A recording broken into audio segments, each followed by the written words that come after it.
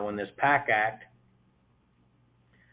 came about, you saw a lot of veterans came out, they were exposed to burn pits and all these other things. Well, let me tell you, the burn pit was not new.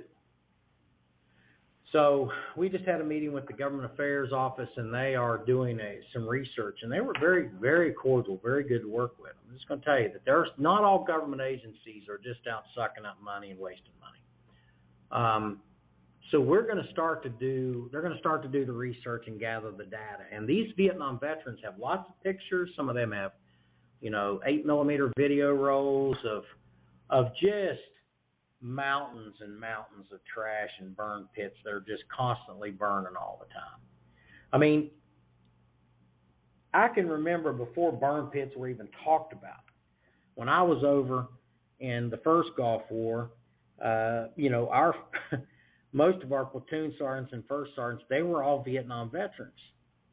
And they brought out MoGas, which was gas, and then they brought out diesel.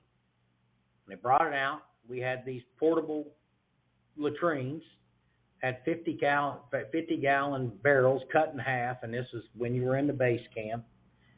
And everybody got shit duty, okay? That's what they called it. It was just you were on shit detail. We all got it. And that was that you pulled these things out, and you poured the MoGas, and you poured the diesel fuel into these vats of crap, and you had this pole, and you lit it on fire with toilet paper, and it, burned, and you just had to sit there and stir it. Now, we weren't wearing protective masks and gloves, and you just, you were just there. But that was perfected in Vietnam. So they were doing that long before.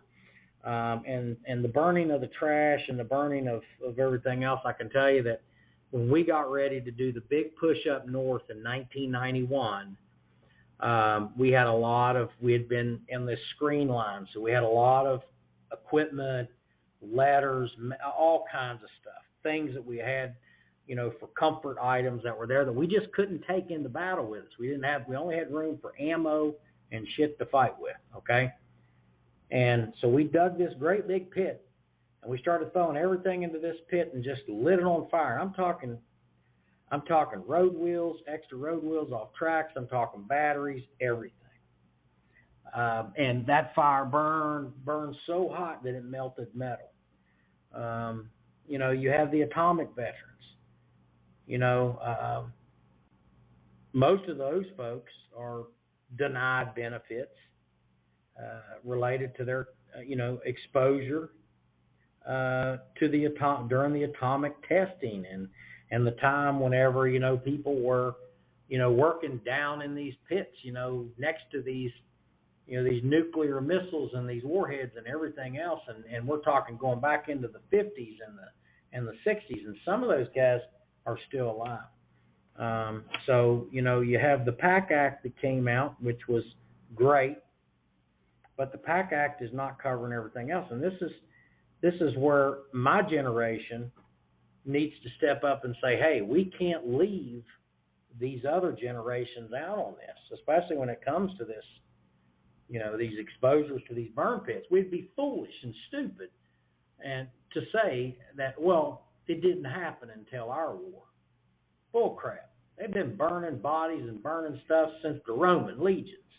Okay, that's just the way that it's been. So I think that we have a problem, but more importantly, Greg and Val, we need to stop that process and get a newer process so that my kids and my grandkids, if they decide to serve, that they don't get sick like